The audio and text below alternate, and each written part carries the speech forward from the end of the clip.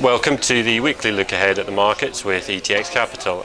We have to talk first about Bitcoin and the launch of futures contracts on CME on Monday. The launch of Bitcoin futures by the CBOE last week delivered the wild ride that most had expected, and trading was halted twice in the first few hours as prices rocketed, although volumes were actually quite thin.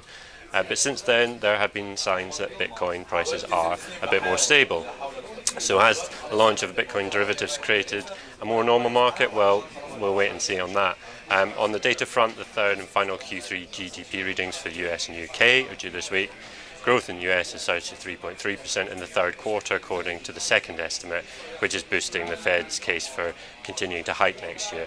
The second estimate for the UK showed Britain's economy expanding by 0.4% in the third quarter, or 1.5% on a yearly basis.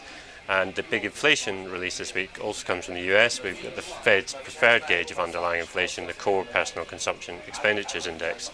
That's on Friday alongside personal spending and data on orders of durable goods. The latest CPI figure for November showed a slight decline in core inflation, but despite this, the Fed is sticking to its line that the surprisingly weak growth in 2017 is down to transitory factors. But that's all for the moment. Remember to check the website for a full look at the week's economic releases.